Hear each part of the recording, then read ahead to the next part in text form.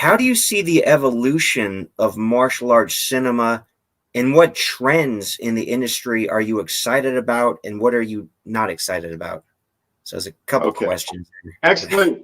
Who's asking these questions? This is Antonio, man. He's our best question dude. He's always here. Okay. Yeah, great guy. Well, Man. Antonio, we rock because I like his questions.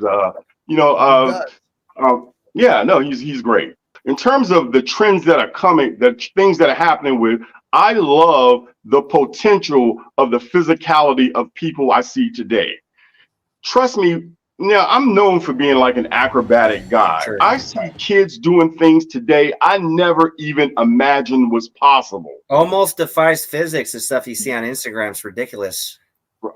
But the problem with that is, how do you do that safely with stuntmen in a manner in which it looks powerful?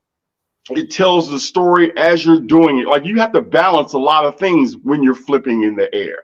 When in the area I was doing it, it was probably a lot simpler because, basically all I did was like one or two complicated moves. But, you have guys like, perfect example, a guy named Andy Lee, one of the martial club that was in a Master Kung Fu. If you look at it, you look him up on YouTube and you see what he's doing.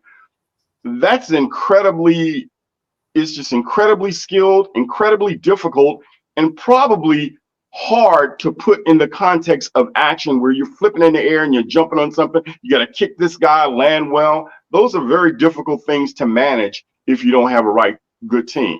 So that's the thing I like. But I like that. I like that. Here's the thing I don't like.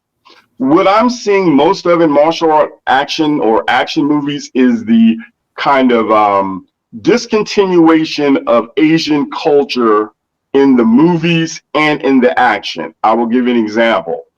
I will use him as an example, Jason Statham.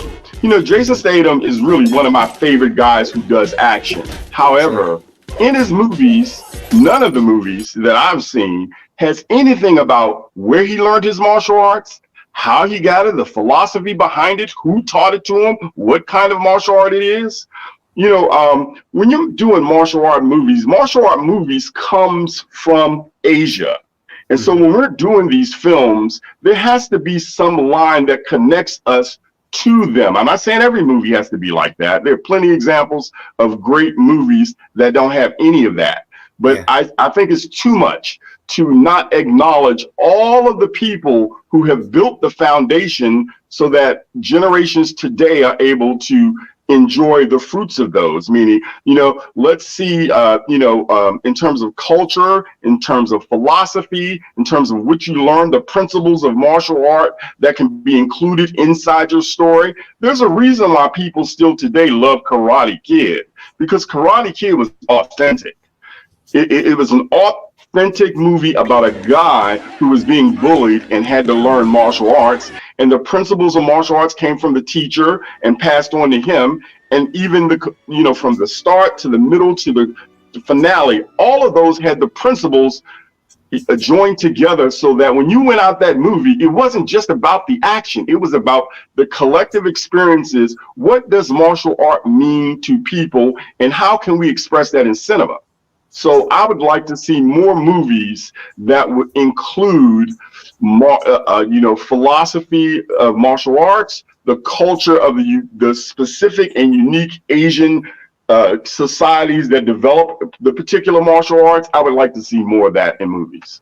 Well, 100%. And expanding on that, going with the Karate Kid, very relatable character. I mean, that's how and why I got involved in martial arts, because of bullying and, well, actually middle school, not even high school. But yeah, so it's very relatable. It's a real authentic character. See, that's my main thing. I don't care the genre of the movie.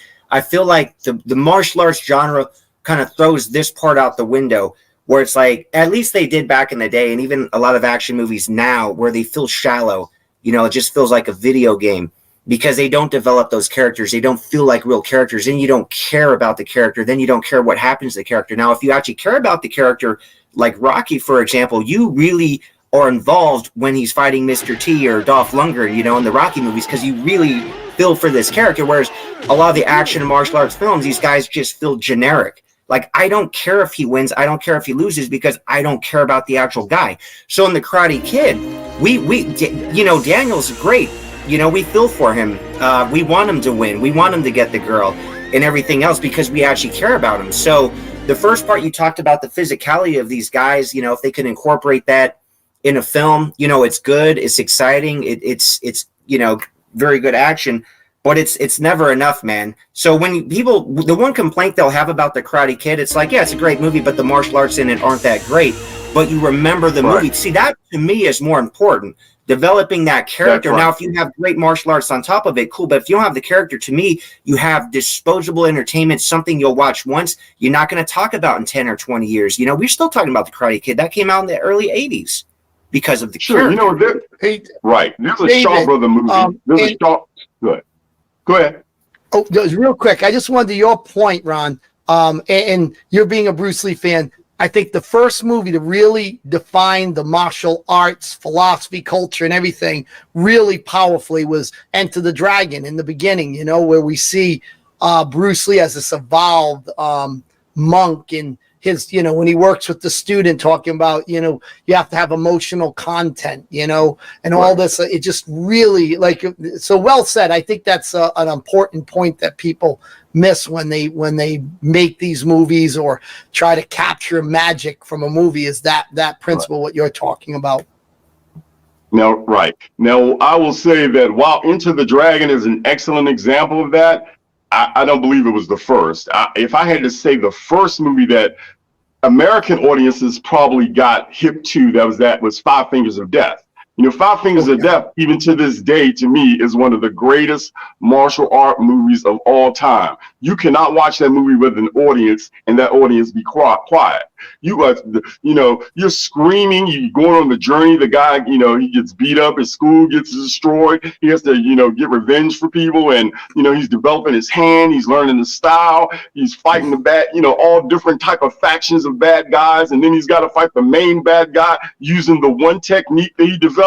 Oh man, that movie to me, Five Fingers of Death, has everything I was talking about earlier. Every single element I was talking about earlier, to me, is in Five Fingers of Death. I'll have to watch that. Five Fingers of Death. We'll put that. I'm sure it's on YouTube. Oh, well, see, now, you know what? I think now, if, like, for example, we're in the 2020s.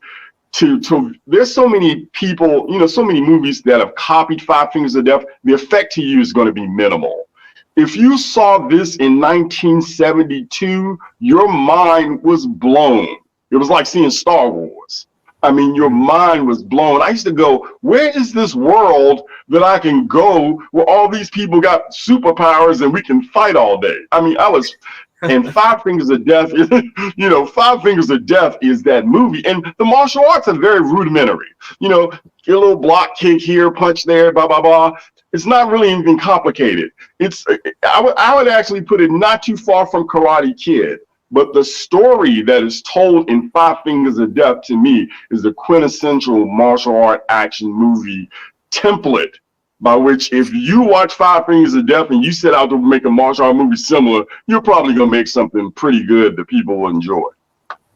I need to check that out, too. I haven't seen that. You said it came out in 72. Oh, come on, guys. Well, see, here's the thing. Oh, man. You know what? We probably should do a live with Five Fingers of Death. That's what we should do. Maybe we might have to, man. Oh, that's a really good idea. Yeah, because I know this movie will blow your mind. It's fantastic. Wow, because in the 70s, really, the only stuff I've seen was from Bruce Lee. And then, obviously, I've seen so much in the 80s and 90s, but not the 70s. It's just Bruce Lee for me. I never really delved deep into that catalog of films, from that era outside of Bruce Lee. But this Five Fingers of Death, man, I got to check out.